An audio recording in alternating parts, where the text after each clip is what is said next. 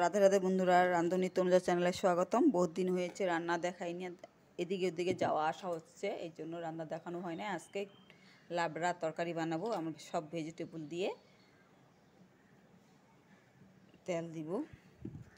Vegetable মানে অত বেশি আনা নেই। তেলটা গরম হয়ে নে, তেলটা গরম হয়েছে, দুটো তেজপাতা দিব, দুটা শুকনো লঙ্কা, পাঁচফোড়ন।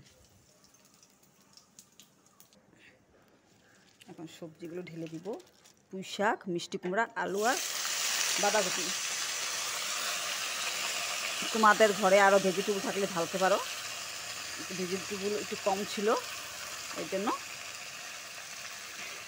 বাঁধাকপি আলু মিষ্টি কুমড়া আর পুঁই শাক দিয়ে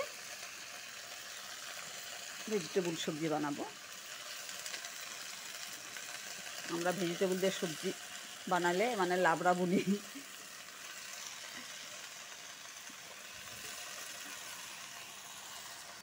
নুন আর হলুদ দিব। এর নুনটা প্রেশারের জন্য অনেক ভালো, প্রেশার কম থাকে। এই লাল কালার নুনটা আর একটু হলুদ দিয়ে দিব।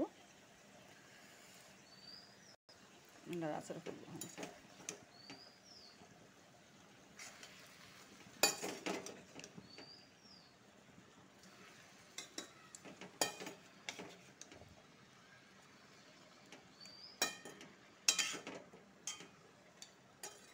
এখন একটু 2-3 মিনিটের মতন ঢেকে রাখবো। বাঁধাকপির থেকে জল বেরিয়ে যাবে।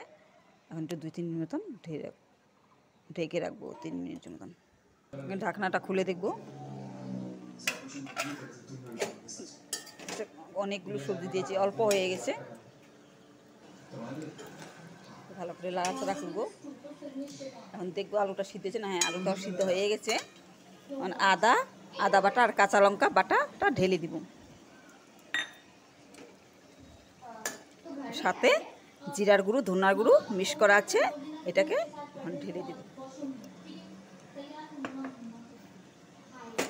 একটু লাড়াচাড়া করবো একটু ভালো করে।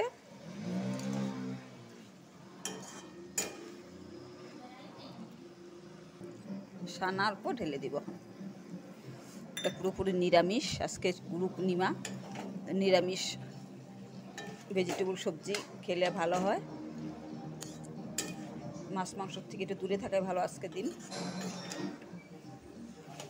তাই আজকে গুরু পূর্ণিমার জন্য তোমাদেরকে ভেজিটেবল সবজি রেসিপি দেখাচ্ছি। হয়ে গেছে। এখন স্বাদ অনুসারে একটু চিনি দিয়ে দিব। সব ভেজিটেবল দিয়ে এইভাবে লাবড়া তরকারি বানালে খেতে অপূর্ব টেস্টি হয়। একদম প্রসাদের মতন একটা সেন্ট আসে, যেরকম লাবড়া আর খিচুড়ি খায় প্রসাদ হয়ে যায়, এরকম লাবড়া বানিয়ে খেলে প্রসাদের মতন লাগে খেতে,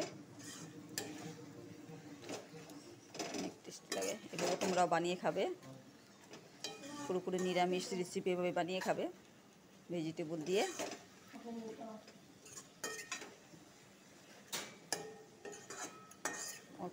অল্প সময়ের মধ্যে হয়ে গেছে। নামাবো।